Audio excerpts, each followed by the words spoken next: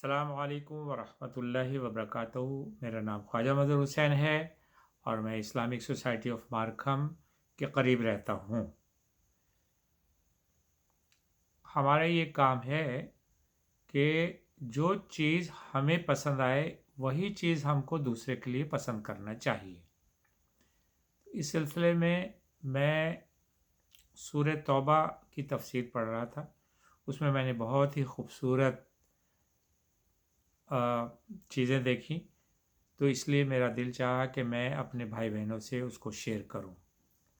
तो आप बड़े गौर से इसको सुनिए बराए मेहरबानी, और आखिर तक सुनिएगा। फ़ायदा ही फ़ायदा होगा इंशाअल्लाह ताला। मुझे भी फ़ायदा मिलेगा, सवाब मिलेगा, आपको भी सवाब मिलेगा। आप चाहें तो इसको दूसरों तक की भी पहुंचा दें, बल्कि पहुंचाए ही दें।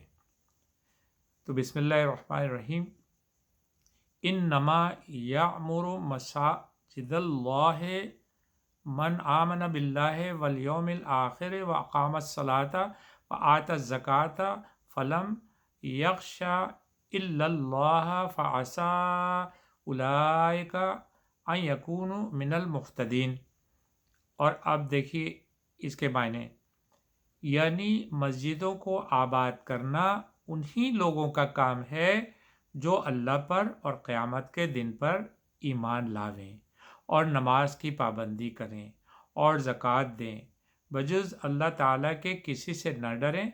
सो ऐसे लोगों के मुतालिक तवक्को है कि वो अपने मकसद में कामयाब होंगे। कितनी खूबसूरत बात है, इसलिए मेरा दिल चाहा कि मैं आपसे इसको शेयर करूं।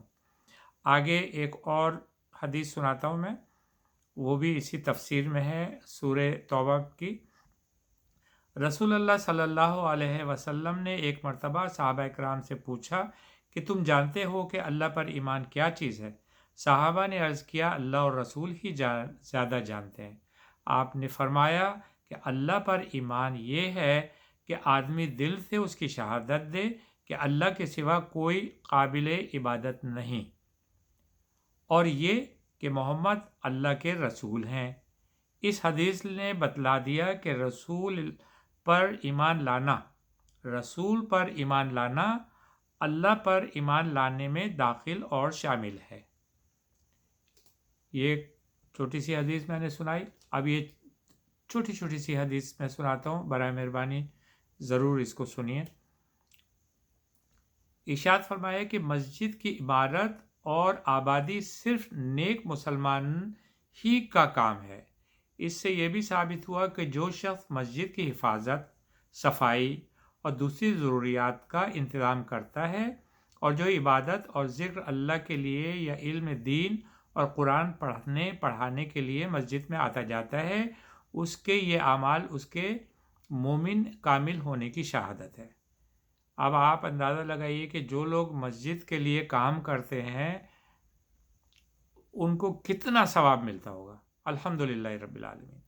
अच्छा, दूसरी एक छोटी सी और हदीस इमाम तिरमिज़ी और इब्न माजा ने बरवायत अबू सईद ख़िज़री रज़ी अल्लाह ताला अन्हु नक़ल किया है कि रसूलुल्लाह सल्लल्लाहु अलैहि वसल्लम ने फरमाया कि जब तुम किसी शख्स को देखो कि वो मस्जिद की हाज़िरी का पाबंद है तो उसके ईमान की शहादत दो, क्योंकि अल्लाह ताला ने फरमाया इन्नमा यामुरु मसाजिदल्लाहि मन आमन बिल्लाह। अच्छा, एक और छोटी सी हदीस में है कि हज़रत सल्लल्लाहु अलैहि वसल्लम ने फरमाया कि जो शख्स सुबह शाम मस्जिद में हाजिर होता है, अल्लाह ताला उसके लिए जन्नत का एक दर्जा तैयार कर देते हैं। अल्हम्दुलिल्लाह रब्बिल आलमीन। दोबारा ये वाली हदीस इतनी खूबसूरत है, एक दफ़ा और दिल चाह रहा है मेरा सुनाने का। हज़रत सल्लल्लाहु अलैहि वसल्लम ने फरमाया कि जो शख्स सुबह शाम मस्जिद में हाजिर होता है, अल्लाह ताला उसके लिए जन्नत का एक दर्जा तैयार फरमा देते हैं। अल्हम्दुलिल्लाह। आगे एक और हदीस है, और हज़रत सलमान फ़ारसी ने रवायत किया कि रसूलुल्लाह सल्लल्लाहु अलैहि वसल्लम ने फरमाया, जो शख्स मस्जिद में आता वो अल्लाह ताला की ज़ियारत करने वाला मेहमान है, और मेज़बान पर हक़ है कि मेहमान का इकराम करे। अल्हम्दुलिल्लाह। अल्लाह ताला बुलाता है हमको, हम मस्जिद जाते हैं, हम उसके मेहमान होते हैं। अल्हम्दुलिल्लाह अल्हम्दुलिल्लाह।